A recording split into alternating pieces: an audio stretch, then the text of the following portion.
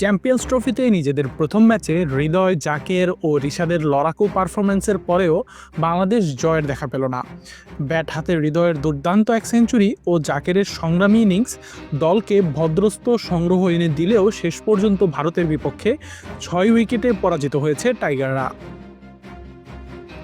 Dubai আন্তর্জাতিক cricket স্টেডিয়ামে toss জিতে ব্যাট করতে নেমে শুরুতেই বিপদে পড়ে বাংলাদেশ। মাত্র ৩৫ রানের মধ্যে ৫ উইকেট হারিয়ে ধুঁকতে থাকা দলকে টেনে তোলেন তাওহিদ হৃদয় ও জাকের আলী অনেক।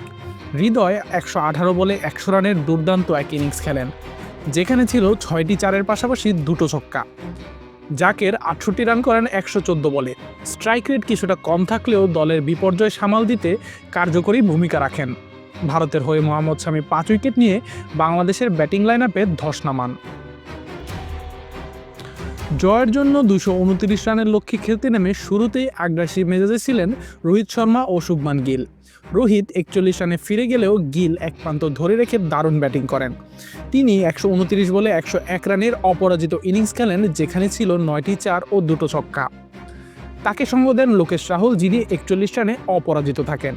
বাংলাদেশের হয়ে রিশাদ হোসেন ১০ ওভারে মাত্র ৩৮ রান দিয়ে 2টো গুরুত্বপূর্ণ উইকেট তুলে নেন। তবে তার কাছাকাছি মানের আরেকজন স্পিন বোলিং পার্টনার থাকলে ম্যাচের ভাগ্য বদলাতেও পারত। বাংলাদেশের বোলিং ইউনিট কিছুটা ছন্দহীন থাকায় শেষ পর্যন্ত ৪৬.৩ ওভারেই ৬ উইকেট হাতে রেখে ম্যাচ জিতে নেয় ভারত। ব্যাটিংয়ে হৃদয় ও জাকেরের পারফরমেন্স যদি আরও বেশি সমর্থন পেত এবং রিশাদের বোলিং পার্টনার আরও কার্যকর হতো, তবে ফলাফল বাংলাদেশের পক্ষে যেতেও পারত। পেস বোলারদের মধ্যে তাসকিন ভালো করেছেন, তবে তানজিম সাকিব ও মুস্তাফিজের অকার্যকর বোলিং রিশাদের চেষ্টা নষ্ট করে দিয়েছে। এই হারের ফলে বাংলাদেশের জন্য গ্রুপ পর্বের সমীকরণ কঠিন হয়ে পড়ল। পরবর্তী ম্যাচে জয়ের জন্য ব্যাটিং ও বোলিং উভয় বিভাগেই উন্নতি করতে হবে টাইগারদের। আশিকুর রহমান শান্ত, ডি স্পোর্টস।